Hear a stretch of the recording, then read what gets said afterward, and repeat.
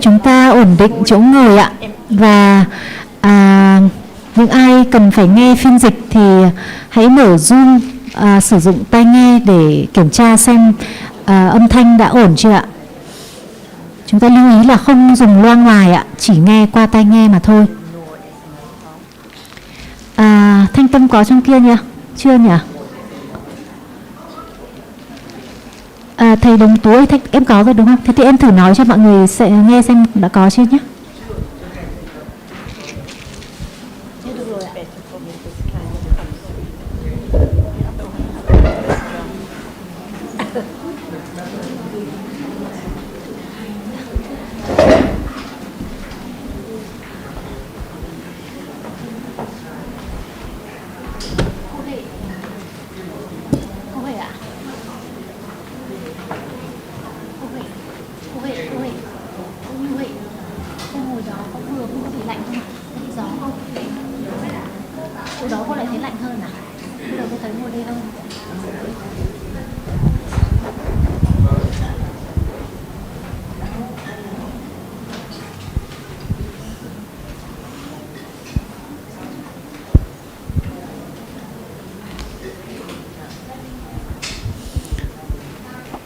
Mai chắc mình đóng cửa để bắt đầu pháp đàm được rồi nhỉ?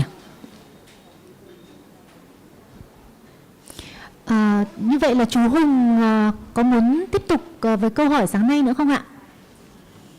Nếu mà cảm thấy chỗ nào chưa rõ, muốn làm rõ hơn thì xin mời chú cứ tự nhiên ạ.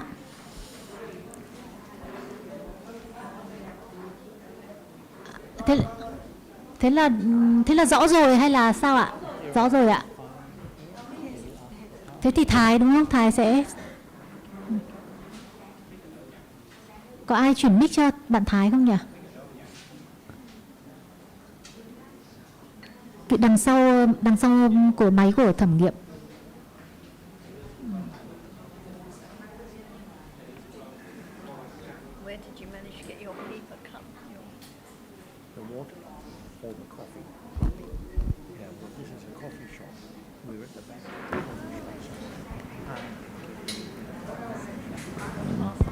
Thôi bố cứ nói là để lúc khác để cho mọi người.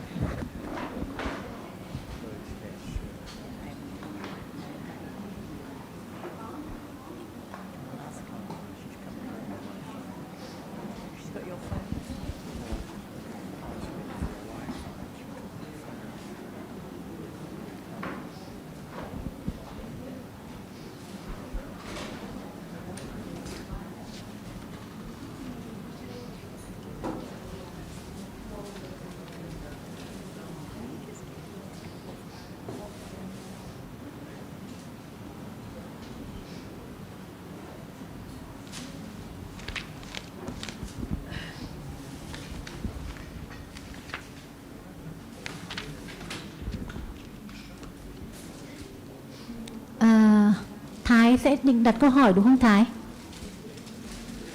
Không phải à? Cô Sarah tưởng là em muốn đặt câu hỏi. Chưa à? Okay. Dạ vâng, thế có quý đạo hữu nào có câu hỏi muốn đưa ra không ạ? Mời Hà. Ok. Shall we start? Yes, one question is ready. Hà sẽ hỏi cả bằng tiếng Việt rồi bằng tiếng Anh nhé. Chị ơi, cái từ cảnh giới trong tiếng Pali có phải là từ Bumi không ạ? Đúng. Dạ vâng. Em hỏi em đứng lên một chút cho mọi người thấy. Con xin đảnh lễ bà Achan, ông bà John Sarah. Con xin mạn phép có một câu hỏi thì con kính xin ông bà hoan hỉ giải thích cho con ạ. Theo như con được biết ý, thì cái trí tuệ là được tích lũy từ đời này qua đời khác. Nhưng mà nếu như mà không may đến những cái đời sau mà không được sinh vào những cảnh giới lành mà lại bị sinh vào những cảnh giới thấp, ví dụ như là cảnh giới súc sinh và thậm chí là những loài sinh vật bậc thấp như là giun, dế hoặc là vi trùng vi khuẩn chẳng hạn, thì lúc đó nó sẽ không có trí tuệ và nó sẽ không có cái cơ hội để cho cái trí tuệ và cái hiểu biết được phát triển. Mà khi đã bị sinh vào những cảnh giới thấp như vậy thì cái cơ hội để trở lại những cảnh giới cao hoặc là quay trở lại làm người là rất là khó. Vậy thì Con kính xin ông bà cho con được biết là nếu như mà trong những cái trường hợp như vậy thì cái điều gì sẽ xảy ra với cái trí tuệ mà chúng sinh đó đã tích lũy được trong nhiều đời nhiều kiếp trước, và liệu còn có cơ hội để cho chúng sinh đó được sinh lại vào những cảnh giới tốt nữa hay không ạ? Yeah, my special thanks to Than Achan, John, and Sarah. I have a question, and hopefully you are happy to explain it to me. It said that panya is accumulated from life to life, and what if a person is born in the next life to the low bhumi, such as the animals or even insects or bacteria? So in the case, there is no condition for panya to develop. And as far as I have learned, once a person is born into a low bhumi, it's very hard, very difficult for him to be born back to the good bhumi, to be a human again. Then what happened to the panya that person has accumulated for so many previous lives, and if there will ever be a chance for that person to be born back into a good bhumi, or to be back to a human again? So that's my question. So all by conditions, the panya that is accumulated is never lost. Like even now, maybe conditions sometimes for no panya to arise, even though it's been accumulated. And at the end of this life, who knows about the next birth? Even for the Buddha as a bodhisattva, life in different bhumis, including animal realms. So sometimes no conditions for panya to arise, but it's never lost. And after life in an animal realm, it can be the result of any karma, the next birth. It may be another birth in animal realm or ghost realm or human realm. So it depends on many conditions what karma will bring its result when, but the panya is not lost. Just like now when panya arises and there's no ignorance at that moment, it doesn't mean that the ignorance that has been accumulated is lost. When the conditions for ignorance to arise, it arises again very quickly. Or maybe now everything is happy and pleasant, no conditions for anger to arise, but that accumulated anger will arise again when there are conditions for it. And we think about the person being born from this life to that next life. But of course, in truth, now there is no person, as we were discussing this morning. Just moments of seeing, moments of thinking, moments of hearing, moments with clinging, moments with aversion. Just a stream of consciousness, different chittas arising and falling away. So it's not my bhumi, not my life. Just different chittas arising by different conditions, that's all. But the panya is never lost. Just like the attachment and ignorance are never lost until completely eradicated. Yeah, I got it and now I understand. Yeah, thank you very much. Have you heard of the asya, anusya? We talk about the unwholesome tendencies, the anusyas. So even now, no conditions for anger to arise, but the tendency, the latent tendency is there carried with each chitta, ready to condition anger when it's the right time. And the asya refer to all the tendencies, wholesome and unwholesome. So even if there is no panya arising in the life as an insect, when there are conditions, that tendency has been accumulated and will condition panya to arise again. In this life, why is it that some of us, when we hear the Buddha's teachings, we find it so interesting and useful, but other people, when they hear the same things, listen to Ajahn, open the book, no interest at all. It's just boring. They would rather just go out and have fun. It's because of accumulated understanding in the past, ready to condition understanding when hearing and considering the truth. So no need to think about what if my next life is this or that, or because that detracts from just understanding at this moment. And there can be confidence that the understanding accumulated now is never lost at all. But it doesn't belong to you or me.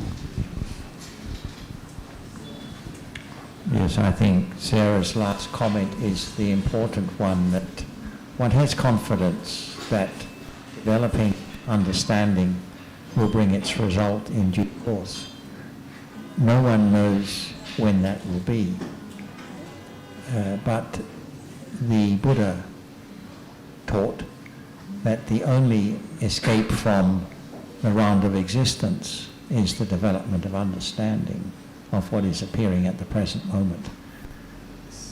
It's easy to think about the stories of travelling through the round of samsara, rebirth here and there, and so on. But we shouldn't let that distract us from the essence of the Buddha's teaching, which is all about what is appearing at the present moment. So that's the thing to remember. Yeah. Thank you very much.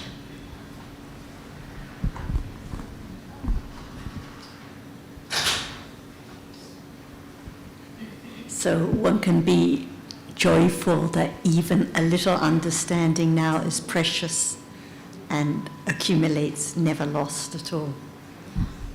I got it.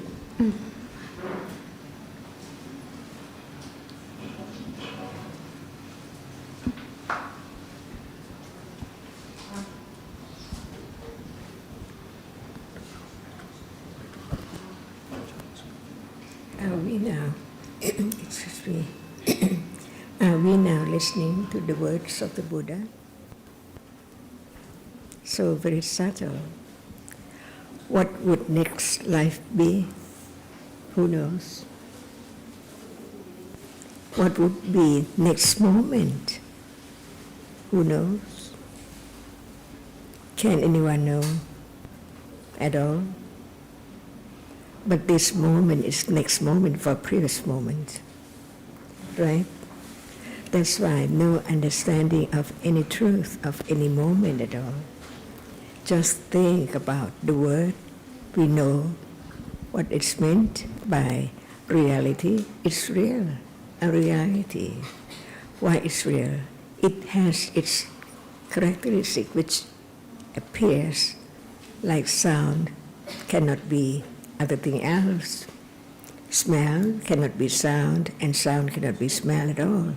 So we learn about the truth that what we take for something all the time in one's life, somebody, everything, in truth, it's just a moment of experiencing what is there without any understanding of the ultimate truth of that very moment. That before it's there, it's not there. Right? And who makes it arise? No one at all. But it's there after one has fallen away again and again and again. This morning and then afternoon. What are there in between? The moments in between. who knows or who understands what is there at all. Without each word of the Buddha, from his enlightenment, out of his very supreme knowledge or understanding of the truth. So he said, whatever is real, is real. Can we change it not to be there when it has been there? Now, seeing. Who can stop seeing to see? Impossible. So we learn about the reality which is conditioned to arise unexpectedly all the time. And it's gone before there can be any considering about the truth of it. That is not now, which is that which has gone. Different ones from moment to moment. So what is there? It does not appear as it is because no idea about seeing, just heard about it. It's real, and it's so real. Everyone say that seeing is real because it's now seeing. But what is the truth, the true nature of seeing? It cannot be that which is seen, right? And without the reality which arises and arises to experience an object, only one object at a time, and it's conditioned to arise to see. After it has arisen, performed its function, then it's gone. No condition for it to stay longer, just condition for it to arise and see right now. Is that true? And this is a beginning to understand what is there cannot be the other thing. Seeing cannot be like or dislike. It just arises to experience the characteristic which appears as it is, not as someone. See, just a dot or a moment of seeing. Can what is seen be something like a cup or a flower or even the leaf, just one leaf, before it can appear as a leaf? So many dots on the paper. The paper, when there's no one put the color on it, it cannot be right now full of colors, many different colors, which condition the shape and form to be known as what is there, different ones. Now it's seen, and that is seen, and is seen, everything is seen, but the idea of that which is seen is different. But in truth, what is seen cannot be other reality, because it's only a reality among all other realities. Only one reality which can impinge on the eye base. Without the eye base, there cannot be seen, and even there is the eye base or the eye sense. When nothing impinges on it, they cannot be seen. We cannot see what is at the back at all because it does not impinge on the eye. That's why just each moment is conditioned by not just only one condition, unknown at all. Because in order to understand the truth of seeing, it has to be the moment of hearing that there is seeing, and there's no understanding of seeing, that it has arisen and see and then gone. So consider the truth carefully in order to let go ignorance, no understanding of the truth. Just a moment or many moments of hearing or talking about seeing, how much understanding of the truth of it. See, there has to be more careful considering. We understand seeing right now as it's real. It cannot be hearing or thinking, and it's moment in life unknown from birth on and on until death. If there is no hearing about the truth of seeing, seeing is taken for I see, because at moment of seeing, just the moment of seeing, there is no one there at all, right? Consider just one moment, not many moments together, just only one, the moment of that which arises and see and then falls away instantly. So that which sees is not that which is seen. No thought about it. So there is the idea, I see something from birth to death. Is that right? But what about the words out of enlightenment of the Buddha? Whatever is real can be known. But it's so very subtle. Even how much subtle it is, it can be known. But not by just hearing only once and no understanding of the truth. That's why now, how many times we heard about seeing? Can anyone count? We talk about it many, many times. There is seeing right now, but not yet the understanding of the truth of it, right?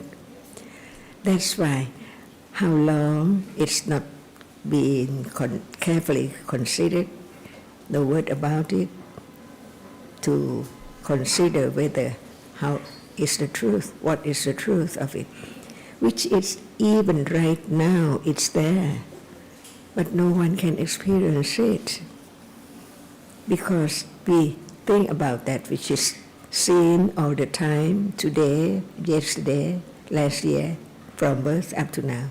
We always think about that which is seen. But what is the reality which is there sees? Without that reality, can there be what appears now? Seen? So, what is that which is the master of the world? Without it, there cannot be anything or anyone, any world appear at all. But now, what is seen is there all the time.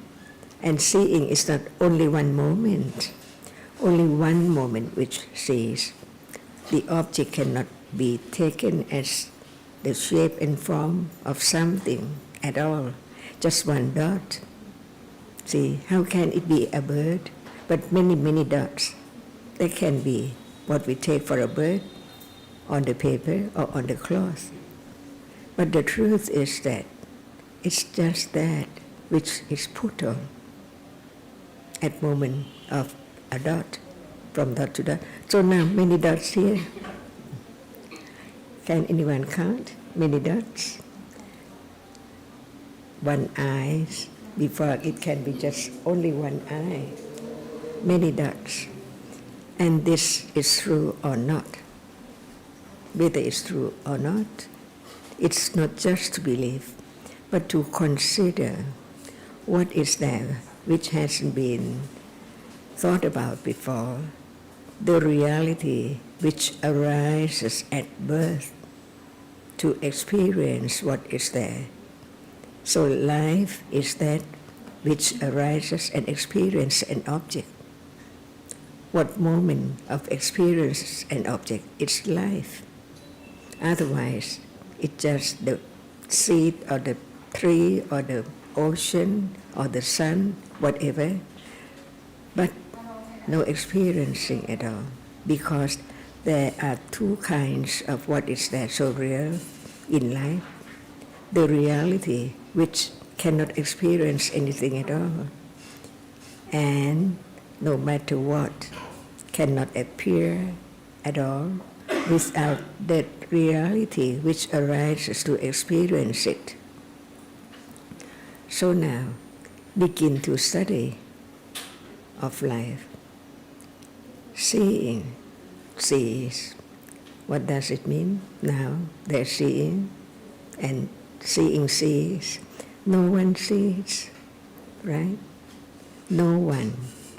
But there is a reality arises and see. So the seeing is the reality which experiences the object which is seen. So now the object appears because seeing sees it. But in life, who thinks about seeing at all? Even right now? Just that which is seen all the time. That's why the Buddha taught about the truth, the hidden truth, from eons and eons ago. But it's there all the time, unknown. So imagine or consider what is the real world. The real world, just one moment, experiences what is there. Seeing, hearing, smelling, tasting, touching, different moments. That's why moment of seeing is not moment of hearing. At moment of hearing, where's the moment of seeing? Can they be there together? Can just one moment experiences two objects? Impossible. By conditions. Not just to believe, but to listen to the words of the enlightened one more and consider more each word, whether it's so true, because he had enlightened the ultimate truth of what is there now, arises so very quickly, very shortly, and then gone. Is that true? Before we came here, there were many moments of seeing. Where were they, those moments? But even right now, at moment of seeing one thing, and the other moment after that, another thing. So it's not the same moment. So life of the reality which arises to experience the object, otherwise it cannot be life at all, is so very short. Just arise and falls away in split seconds.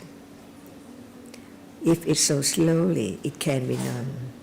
But in truth, it's so very, very quickly arising and falling away. And who knows that it's right now? Before seeing, there's no seeing. But now, how come seeing to see? This is anatta, not anyone or anything, but each one is each reality because it's real. Seeing is real. Just consider again and again and again. We don't talk about a bird see, a cat see, a dog see, but we just talk about seeing. Is there enough attention to the truth? We just talk about one reality at a time. If it's not known, it's something instantly because of the succession of that which arises and falls away. It's so very rapidly. Now it seems like there is seeing and hearing and thinking. While we're talking, they're seeing all the time. Is that right? But they cannot be the same moments. And this is life, which covers up the truth, because no understanding of what is there at all, until Buddha enlightened the ultimate truth. Never be changed. The truth is the truth. That's why even seeing is conditioned to arise. For example, if we think just roughly, without the eye, there can never be seeing. Even there is the eye, but if nothing impinges on the eye base, there cannot be seeing. And more than that, more conditions for seeing to arise. That's why Buddha taught about one reality from the very beginning and on and on and on, about the details, about the different conditions which can be understood, but it depends on whether it can be realized, depending on everyone's accumulation. That's why we are different from moment to moment, because of seeing different things, and the feeling and remembering and taking it, it's different. With attachment or with aversion, for example, is this now or any time in life? Is there any understanding of seeing enough to not forget about attending to the characteristic which is not attended before? Who thinks about seeing in a day? Honestly? Is there anyone?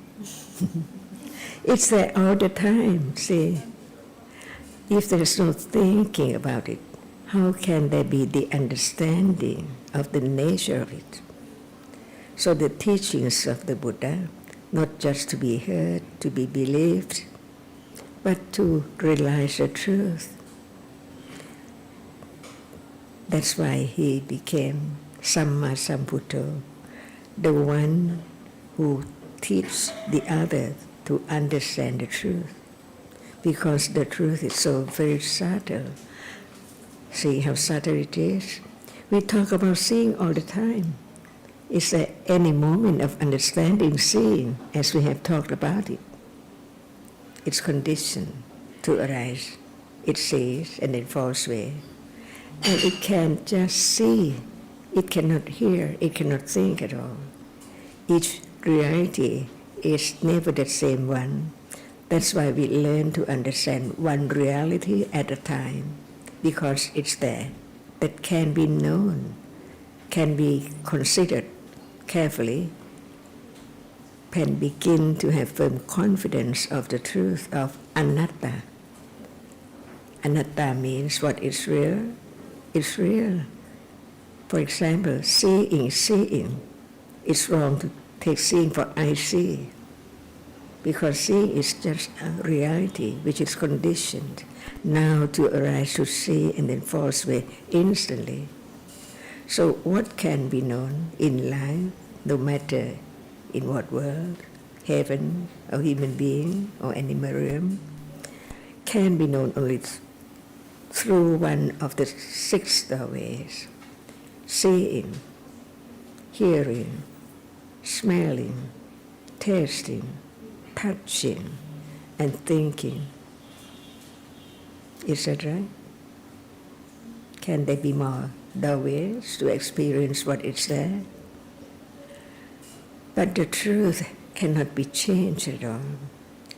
That's why learn to understand the truth of what is there with more and more confidence.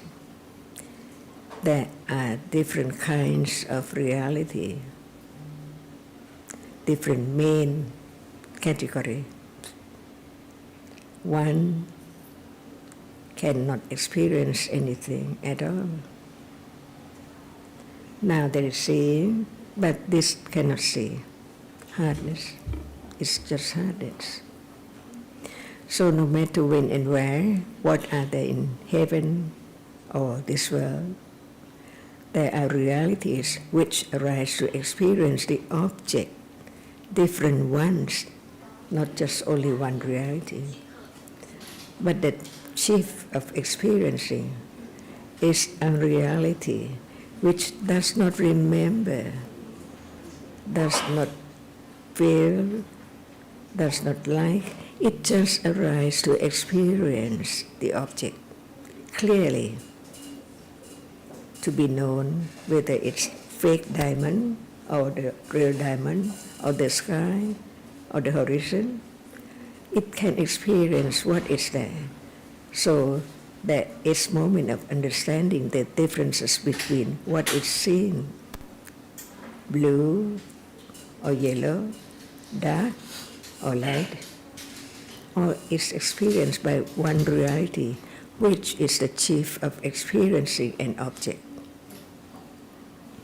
And when there is the word, the chief of experiencing an object, what does it mean? What is the meaning of the chief? It means that there are other realities which arise and experience the object too, but not as the chief, which experiences the nature of that which appears very clear. Even the word clear can be used in different manners or different ways. For example, what appears now does not appear well. Is that right?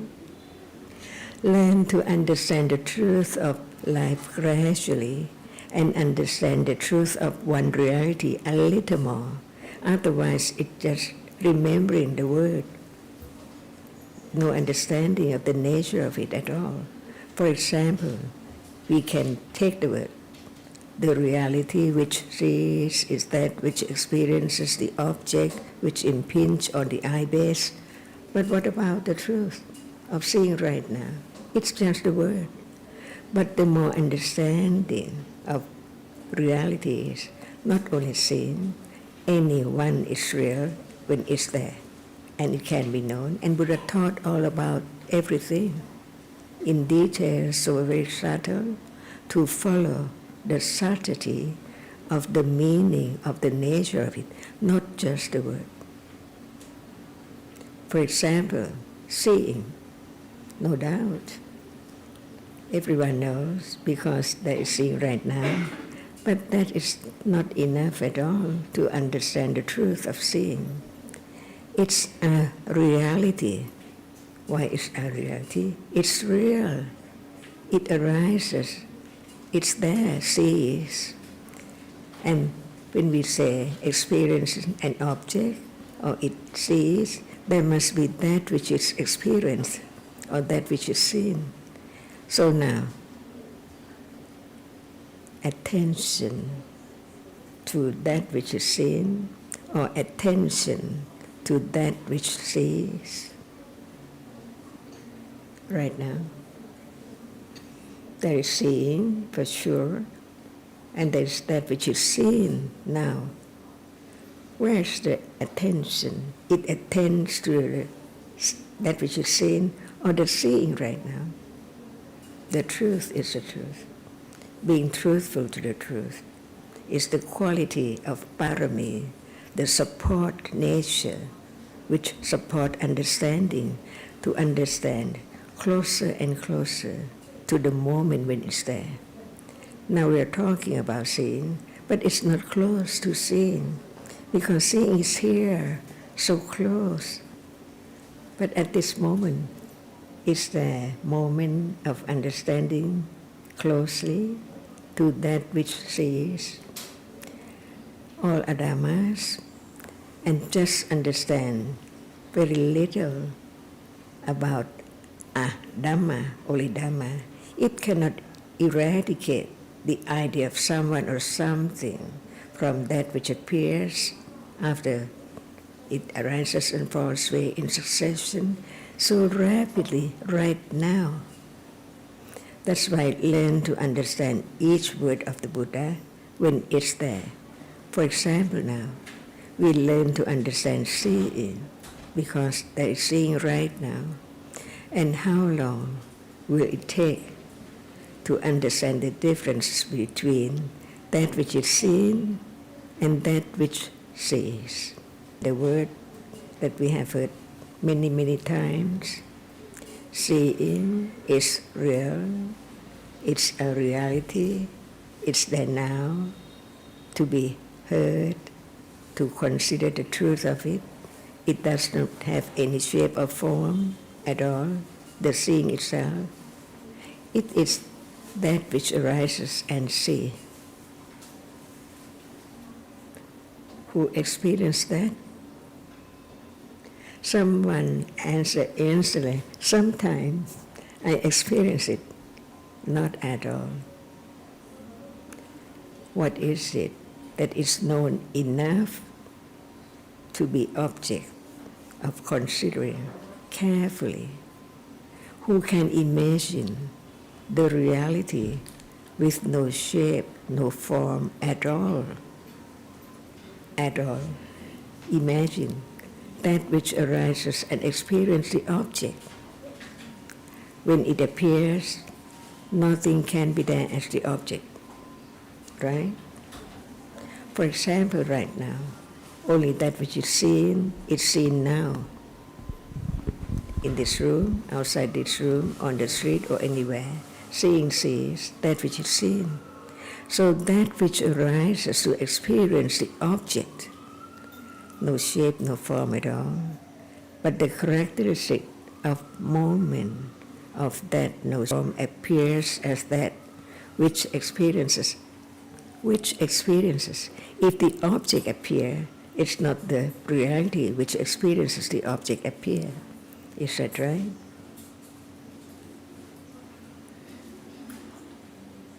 So Dhamma is right now. The moment of study Dhamma is this moment of understanding what is there.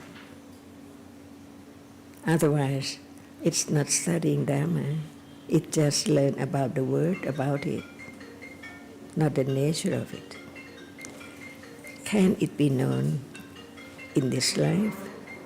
The very subtle reality, no shape, no form at all, when it appears, nothing can be there as that which is seen or heard or smelled. Only the reality which sees, but there are other mental factors which experience the same object, arising together, experience the same object, and then fall away together, who knows? But we learn from the words of the Buddha about the subtle reality. It's not just citta there. Citta to arise, and there are many conditions too. And the chief of experiencing means that there is also other reality which experience the same object, but not as the chief, because it has its quality, different from citta, performs different function, but experience